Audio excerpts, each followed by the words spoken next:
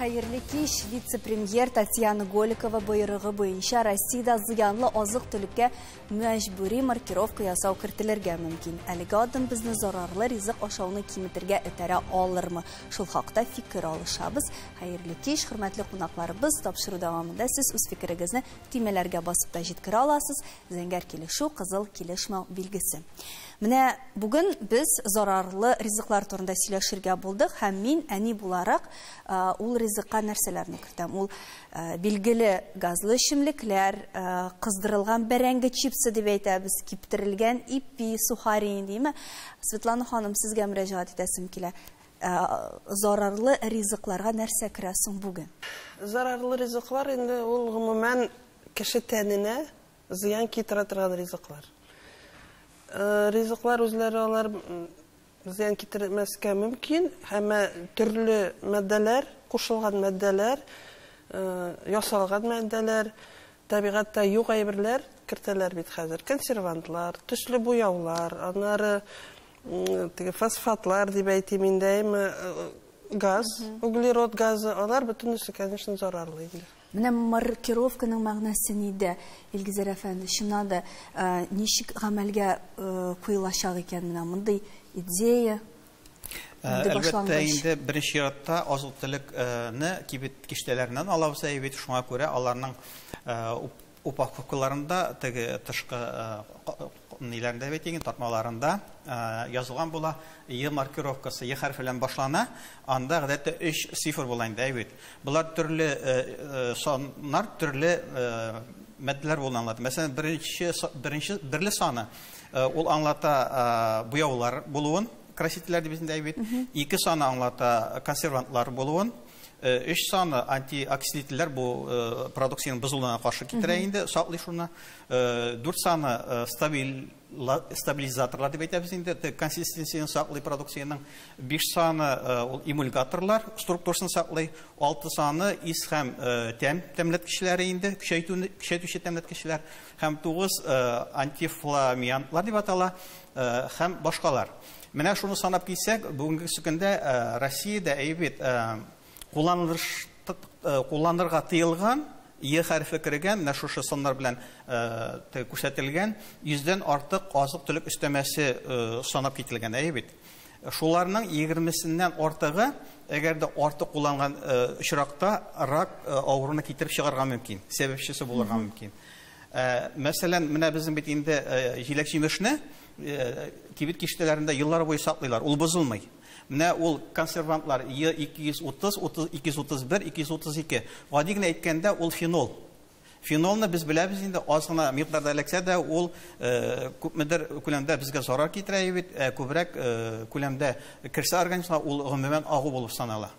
Инде менә андый әйберләргә маркировка сугылачакмы? Алга таба. Менә монда маркировка минем аңлавымча әйбит, менә шушындый консервант яки азык-төлек өстәмәсе бар. Менә шушы азык-төлек өстәмәсе кергән продукцияны менә шушы күләмнән артыграк ашасаң, ул организмга зыянлы дигән менә шушы кисәтү билгеләре булырга тиеш. Әлбәттә инде азык-төлек продукциясын бит инде җитештерәләр, аннан соң инде аны эшкәртәләр. Азык-төлек өстәмәләр эшкәртүчеләр өсти инде. Чөнки аларга сыйфаты да кирәк, төсе дә кирәк әйбит. Ул инде товар буларак безне кызыктырып торырга да тиеш. Аннан соң менә бу тәм арттыручы ларга без инде шул хәдәр күнеккән. Мин бер дәүләт структурасында эшләүче депутаттан сораган идем. Элеккечә Советлар Союзындагы кебек гос белән колбасаны эшләп булмыймыни? Булады. Но әмма дә ләкин аның төсе һәм тәме буенча ул сатылмаячак. Чөнки без шул кадәр күнеккән шушы тәмнәргә әйбит. Азык-төлек өстәмәләре, химик өстәмәләр кушылган азык-төлеккә без аннан ничектер баш тарта алмыйбыз инде. Аңа ихтияр көче кирәк күпмедер күләмдә. Шуңа күрә кайсы бер менә матдәләр Е121, Е176, Е240 гомумән тыелган азык-төлек өстәмәләр буларак менә безнең шул продукциягә кертү Россия күләмендә. Гөлназ ханым, менә сез кибеткә кергәндә аның составына, мәсәлән, алган ризыкның составына күз саласызмы? Мен кемнәр салам икән? Менә минем бер кашында салганым юк. Миңа нәрсә ошый, мин шуны алам да китәм. Һәм минем кебекләр алар бик күп. Сезгә кирәкме ул маркировка? Маркировка әлбәттә кирәк. Минем өчен бик файдалы булыр иде мәсәлән. Әлбәттә кирәк.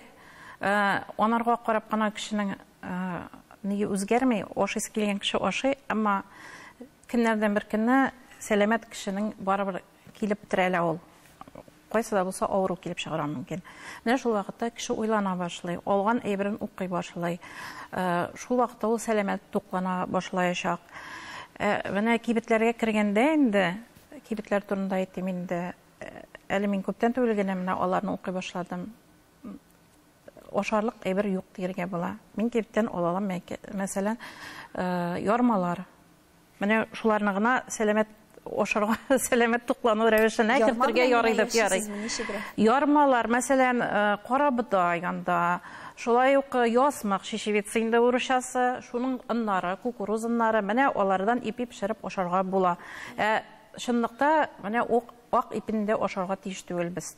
Әгәр алар барсы да зарарлы, чөнки ак ипи, менә сез сөйләгәнсездер инде, ак ипинең битен анын агарталар аның. Әлдә баягы нәрсә белән агарталар, сез белә торгансыздыр.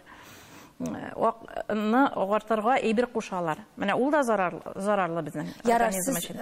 Ярар, арпалар гына аласыз ди. Нәрсә белән тукланасың? Каян аласыз ризыкны? Менә без бит инде авылда үскән кешеләр, 1-20 яшькә кадәр без совет заманасына туры килгәнме, без чынлап та дөрес тукланганбыз, натураль ит ашаганбыз. Туңмайда без кыздырып азыклар пешергәнбез. Хәзерге вакытта, мәсәлән, бу үсемлек майы безнең зарарлы санала. Мин үземнең идәге балаларга әйтәм, туңмайда пешерәбез, ашыйбыз дим. Юк, безгә тәмле түгел диләр. Әйтәм, зато ул зарарсыз ризык туңмайды, чөнки күпме безнең әбиләр, бабайлар ничә яшькә җитеп сәламәт рәвештә яшәгәннәр. Менә мәсәлән, гаиләдә минеке 90 яшькә, 100-гә җиткән әбиләр, бабайлар. Сугышны үтеп әле бу. Әйе, сугышны үтеп. Ничек тукланырга кирәк дигәндә, сәламәтлегеңә карап, әгәр инде менә бер авыру килеп чыкты икән инде, анда әлбәттә зарарсыз туклану кирәк. Безәттә бу газлы әйберләрне эчмәскә, напитокларны эчмәскә, красительләр кушканнарны ашамаска. Күбесенчә инде шул жирный белән тукланабыз. Бәлки әз генә ашау ул кирәк тә, файдалыдыр да. Менә минем балалар бакчасына китеп авырый башлагач, бик теге еш, мин бер табибка мөрәҗәгать иттем, иммунолог, һәм ул беләсез нәрсә ди?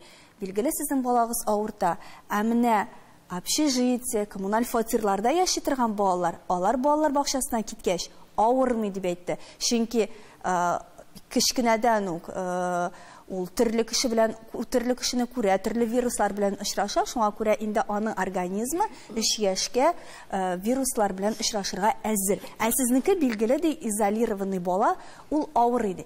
Бәлки менә шулай кечкенәдән баланы шундый зарарлы ризыклар ашатып үстерсәң, бәлки аның әле организмы сәламәтлерәк тә булыр. Монда зарарлы түгелдер инде, монда бактерияләр турында сүз бара торгандыр. Менә бактерияләрне үтерәбез дип суды белән җуып бетерәләр дә, аннан соң кеше шул кадәр тиз авыруга әйләнә. Менә табибка мөрәҗәгать иттек әле, чыннан да. Бәлки әз генә кирәктер ул балага. Фастфуд нинди генә яхшы дәрәҗәдә булса да, ул баланың сәламәтлеге өчен бик зыянлы. Беренчедән, бу инде югары калориялы ризык булып шутлана. Белгәнебезчә, бүгенге көндә безнең балалар арасында симерү чире артканнан арта бара. Менә ахыргы мәгълүматларга караганда, мәктәп яшендәге малайлар арасында бу һәрбер 8нче малайда һәм һәрбер 20нче кыз балада симерү чире күзәтелә инде. Бу дөрес тукланмаганнан килә. Бу дөрес тукланмаганнан һәм әлбәттә инде монда аз хәрәкәтләнүдән килә торгандыр. Һәм без бит инде бу фастфудны әтияниләр үзебез гаепле. Без аларга үзебез алып бирәбез, үзебез күрсәтәбез.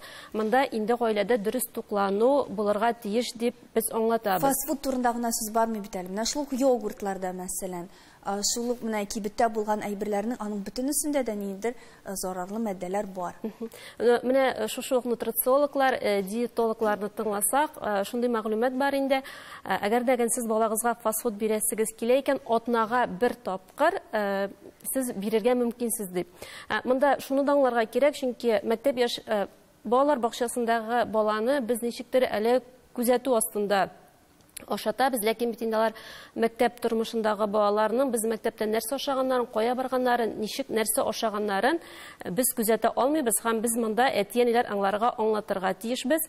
Һәм монда инде һәрбер мәктәп янында белгәнебезчә шушы ук тәмле әйберләр сата торган киосклар, кибетләрдәге бар. Менә бүгенге генә мисал, әле бу бүгенге күренеш, приемда 5 яшьлек малай, ул шундый тыгыз тәнле күренеп тора инде. Тәмле ашаганы. Прием беткәннән соң ул әнисенә әйтә: "Әни, без хәзер синең белән кыздырган бәрәңге ашарга барабыз. Мин үземне яхшы тоттым" ди. Монда билгеле әни Фри бәрәңгеседер. Әйе. Әни бит инде приемга керү алдыннан баласына аңлаткан дигән сүз. Син үзеңне яхшы тотсаң, мин сине шунда алып барам дигән сүз. Менә без үзебез әти-әниләр гаепле балаларыбыз алдында, чөнки без аларны дөрес тукланырга өйрәтмибез. Менә шушыннан шулай килеп чыга дагы инде бу. Дөрес туклануга нәрсәләр керәсең, моның турында без рекламадан соң сөйләшербез.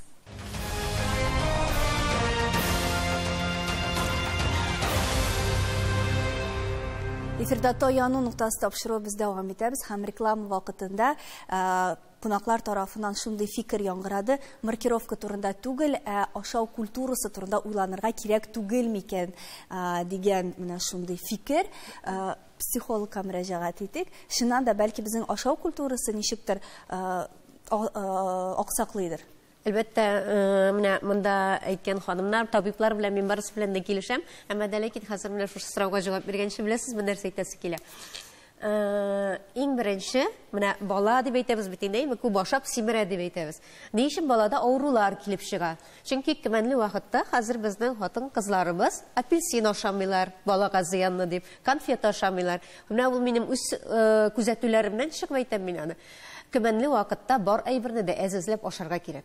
Баланы корсакта шакта ук ияләштерергә кирәк төрле ризыкларга. Менә ул вакытта бернинди авырулар да һәм шулай ук шушы симерү галәмәте дә дип әйтегәндәйме, ямсыз сүз булса да, ул килеп чыкмас иде. Менә симерүдә тукталганбыз икән, туберкулез, шикәр авыр, яман ВИЧ белән бер рәткә куялар, симерүне куярга тырышалар, социаль әһәмияткә ия авырулар исемлегенә дә кертмәкче булалар. Симерү ул шуннан да шуның кадәр куркыныч авырумы? Монда симерү шире турында сүз барганда, бу гади симерү дип атала инде, аның төрле юнәлешләре бар. Гади симерү инде шушы ук дөрес тукланмаудан һәм баланың аз хәрәкәтләнгәненнән килеп чыга. Чөнки менә шул ук дөрес туклану турында сүз барсак, без бит инде күбрәк балага менә иртән ризыкны пешерергә кирәк. Әти-әнинең пешерәсе килми. Хәзер бит инде шундый кичкенә генә пакетларда боткаларны саталар, аны бирәләр. Аннары шул ук баллы творожокларны бирәләр бит инде, яки шушук йогуртны бирәләр. Битта бала ашыймы, ашамыймы, аны шулай ук әти-әни, кайсы бер әти-әниләр. Мин хәзер оялып куйдым, менә шулай эшлисе килә хәзер мин. Кич белән шулай без бит инде хәзер 24 сәгать буена эшлибез. Кич белән нәрсә без балабызга бик сирәк чакта аш пешереп, шулай ук ботка пешереп бирәбез. Ялкаулык бастышынан. Ялкаулыктан да түгелдер ул. Ул безнең бүгенге көннең тормышыбыз. Ашау культурасы булмадан, әти-әниләрнең балалар белән аз аралашуында һәм безнең өйдә аз булуыбызда безнең менә бүгенге тормыш темпы шундый. Менә шуның аркасында да килеп чыга торган. Чөнки безгә аларга менә шушы гаджетларны биреп, баланың утырып торуы җайлырак. Әгәр дә инде без балаларны төрле түгәрәкләргә йөртсәк, без бит аларны мәктәптән алабыз, алып барабыз, икенчесенә алып барасың. Бу әти-әнине дәгән ничектер өстәмә рәвештә эшләтә дигән сүз. Менә күңел халәтебез ашауга ни дәрәҗәдә бәйле. Менә безнең теге наз җитмәгәндә, мәхәббәт җитмәгәндә шоколад ашыйбыз дибез бит инеме? Анда стресс булганда камыр ризыкларга өстенлек бирәбез. Менә бу шуннан да бәйле әйберләрме? Әлбәттә, булар бәйле. Һәр кемнең психологиясе төрле, һәр кешенең, әйбет. Кемдер стресс булса, бераз гына стресс булса, бераз гына борчылу булса, ул ашауга тотына. Кемдер ашаудан кала, ашамый башлый. Менә мин ашамый башлыйм. Һәм нәрсә әйтәсе килә, менә кешеләр шуны онытмасыннар иде. Безнең гәүдәбез Ул безнең ашавыбызның рәвеше. Хәзер маркировкага әйләнеп кайтсак, менә халал маркировкасы безнең инде җайга салынган дип әйтергә кирәк. Менә бу маркировка зарарлы, зарарсыз ризыклар маркировкасы менә эшли башлар өчен күп вакыт кирәк микән? Менә халал маркировкасыннан чыгып, инде тәҗрибәсеннән чыгып, бу сорауга җавап бирә аласызмы? Кыскача 2000 елларда алар кибетләрдә күренмәде дә. Хәзергә Аллага шөкер. Халал маркировкалы булган ризыклар дигәннән, эчемлекләр дигәннән, башка әйберләр анда, сабын, шампуньлар дигәннән. Хәзергә көнгә Аллага шөкер һәрбер почмакта ул әйбер тулган. 23 ел кирәк булды димәк. Уртача шулай, уртача шулай. Аңа карамастан ул бит кибетләрдә генә түгел, хәзер общепитлар да бик тарала. Шул очрактан мисал өчен кемдер ул дөрес халалны аңлап үз теләге белән килә, бу халал булсын, халал нәрсә ул үстәмә дополнительный знак качества, артык сыйфатлы булган әйбер дип аңлыйлар, төшенәләр, беләләр. Ләкин аңа карамастан кайбер балаларга бирелә торган эчемлекләрдә, сокларда, мисал өчен анда кармин дигән йогуртта, кармин дигән әйберләр килеп чыга. Кармин нәрсә ул? Ул безнең бер насекомыдан килгән, бер бөҗәктән килгән бер әйбер. Кыскача бу юнәлештә ул ничектер халал була аламы, юкмы дигән сорау килеп чыга. Әлбәттә ул бер ничектә халал була алмый. Бу маркировка юнәлеше. Менә халал ризыклар, әгәр дә бу маркировка гамәлгә куелса, әгәр дә эшли башласа, менә халал ризыкларның кайсы күпме өлеше менә бу маркировканы уза алыр микән? Кыскача әйткәндә, чөнки халал ризыкта да бит инде шул елларда булырга мөмкин. 70-75% узардыр дип уйлыйм. Чөнки нәрсәдән безнең 417дән алып 478-478-гә хәтле, 480-гә хәтле алар арасында ярамаган һәм шиклеләр бар. Мөселман кешесе инде ул шикледән дә баш тартырга тырыша, то есть сомнительный әйбердән. Бу маркировка булуның әһәмияте безгә җитди бу елларда билгеле булып килде һәм шушы НАСАдан калган элеккеге ISO дигән международный стандартлардан безгә калды. Алланың рәхмәте. Хәзер ул бездә департаментта да, Аллага шөкер, балаларны ашату юнәлешендә карала. Бу бик җитди карала общепитта, гомумән һәм бүгенге көндә халык аңлый башлады халал туклану тиешле, кирәкле, аның файдасын. Bir söz әйтеп үтим әле әйбет. Менә зарарлы ризыклар турында сөйлибез. Зарарлы ризыклар күп икән киштәсендә, аны бит зарарсыз сау сәламәт дип әйтгәндә, сәламәт ризыкны алуга альтернатива булырга тиеш әйбет. Менә бу альтернативаны халал стандартлар буенча җитештерүдә, шул вакытта теге сыйфатлы ризыклар җитештерүдә мин җитештерүчеләрдән күрәм. Алардан башланырга тиеш. Шулай. Мәсәлән, бүгенге көндә безнең Татарстан Республикасында органик продукция җитештерүне үстерү турында закон эшләп килә. Ул 2021 елда кабул ителгән. Менә республикабызда 2018 елдан башлап Татарстанда агробизнес өчен кадрларны яңадан хәзерләү институты каршында органика укыту методик үзәге эшләп килә.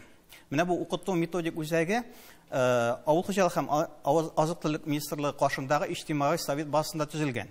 Менә алар шушы җитештерүчеләрне сәламәт продукция шимал дип әйтгәндә беренче әйбит җитештерүгә өйрәтәләр. Республикабызда 5 авыл хуҗалыгы җитештерүчесе яшел сертификат алган шушы органик продукцияны җитештерү буенча. Гомумән февраль аена карасак, быелгы елның әйбит Россия күләмендә барлыгы шундый җитештерүче 152 генә. Бу әлбәттә инде Россия масштабларында бик әз дигәнне аңлата. Һәм үз чиратында органик продукцияны җитештерүчеләргә дәүләт тарафыннан билгеле бер ярдәм күрсәтелергә тиеш. Чөнки органик продукция җитештерүчеләргә әгәр дә инде үсемлекчелектә икән, 100 гектар чәчүлек җире булса, 180 меңнән артык сертификация чыгымнары таләп ителә. Терлекчелек буенча 100 баш мөгезле терлек алсак инде 200 меңнән артып китә менә шул сертификацияләү һәм теге органик ашламалар, аннан соң тиешле үсемлекләрне терлекләрне саклау чараларын рөхсәт ителгәннәрне сатып алу өчен чыгымнарның бер өлешен каплау максатында. Илгизәр әфәнде, бу очракта бит инде маркировканың файдасы була дигән сүз. Әлбәттә. Аларга юллар ачыла дигән сүз. Әлбәттә, менә шушы продукция нигезендә эшкәртелсә ул продукцияләр, әйбәт, йемәтләре әзрәк кертелсә, менә шул теге шималны эшкәртүчеләр, әйбәт, безне сөт ризыкларны әзерләүчеләр тарафыннан сөт май комбинатлары нигезендә кибет киштәләрендә органик продукция дигән яшел эмблемалар барлыкка килсә, аннан соң хәзер күрәбез инде беззаменитель молочного жира дигән бар бит әле. БЗМЖ дигән бар бит, әйме? Беззаменитель молочного жира. Әгәр дә инде ул шундый маркировка булмаса, монда үсемлек майы, күп очракта пальма майы кушылган дигәнне аңлатырга мөмкин. Пальма майы чөнки кеше организмы өчен бик зарарлы дигән фикергә килде безнең галимнәр. Аннан соң инде менә хәлал стандартлары буенча продукцияләр бар, әйбәт. Хәлал стандартлары буенча җитештерелгән продукция ул менә шушы шималдан башлап эшкәртүне төгәлләп кибет киштәләренә куелганчы шушы стандартлар буенча эшләүне күздә тота. Шуңа күрә менә шушы стандартлар буенча алсак, әйбәт, шул ризыкларны күбрәк куллансак, аларга сорау да күбрәк артыр иде, әйбәт. Шуларны эшләүчеләрдән күпмедер күләмдә файда күрерләр иде. Файдалы киңәшләр бирүне дәвам итеп, менә кибеткә кергәндә безгә нәрсәгә игътибар итәргә кирәк сатып алучыга. Менә сез химик буларак. Саклану вакыты тиз бозыла торган әйберне ашарга кирәк. Менә мәсәлән йогурт 1 ел саклана дип язылган булса, ул әлбәттә җүн әйбер түгел. 1 ел түгел инде, әмма ул 1 ай булырга мөмкин. Сез беләсез, йогурт. Аларның бөтенесе дә шулай. Йогурт бит инде безнеңчә катык. Менә катык йотабыз сөттән, әйме, ул ничә көн ашымый тора. 1-3 көн уже ашый башлый, әйме, кыймаклар пешерә башлыйбыз. Шуңа күрә менә ул файдалы. Менә микроорганизмнар да бар, кисломолочный бактерии бик файдалы дигәндә. Айраннарны бит инде шәбез, әйме. Аннары углерод газлы әзрәк эшләргә кирәк. Ул үзеннән үзе зыянлы түгел, әмма ул газ буларак бөтен менә шул эчемлектә булган зыянлы әйберләрне канга керүен тизәйтә. Менә шунысы бар. Инде төрле төсле, матур төсле, кып-кызыл, зәп-зәңгәрләрне әлбәттә якында килмәскә кирәк. Аннары, конечно, упаковкасы да бик мөһим, әйме. Теге полиэтилен терефталат пет шешәләр бар ичендә, менә суларны саталар, алар үзеннән үзе зарарлы, пыялалы булса арурак инде. Менә еллардан да бик куркытып бетермәгез инде кешеләрне, чөнки еллар арасына сода да керә, пищевая, лимонный кислота, уксус да, үзебездә бит кыяр тузлаганда уксус салабыз, консервант, әйме. Алары менә зыянлы түгел. Алар организмда торалар, чыгарлар. Һәм бу фикер белән килешмәсем, авырлы чагында балаларны бәләкәй чагында әзәзләп ашатырга кирәк дип шомалап нитәргә кирәк. Менә апельсин мәсәлән инде ул табигый менә аллерген дибез бит инде. Агуны бит инде әзәзләп ашасаң, конечно, организм ияләшә, әлбәттә. Буферный емкость дигән әйбер бар. Менә кеше туганда аның организмының ниндидер бер сәламәтлек запасы бар. Менә зарарлы ашамлык ашаганда ул тарала дип әйтим инде. Һәм кем 5 яшьтә, кем 7, кем 17, кем 27 яшьтә уже кеше бетә организмның каршы килергә бу агул әйберләргә дип әйтегенне, һәм инде шуннан чирләр башлана. Менә шунысын әйтәсем килә, әзәзләп кенә бирим инде дип сорый бит инде. Менә мәсәлән минем малай бәләкәй чагында ул бит инде Coca-Cola'лар, чипсылар яңа чыккан чак 90-нчы елның башлары инде бу бик кызыгадыр, мин алмыйдыр, мин химик буларак аңлап бетерәм инде анда нәрсә. Без алмыйбыз, әниләр, әтиләр дә бар бит әле. Әтиләр дә бар.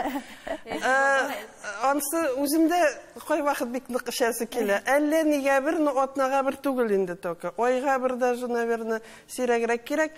Мин гел алмыйдыр, ул миңа үпкәлидер. Менә минем иптәш малайның әнисе гел ала.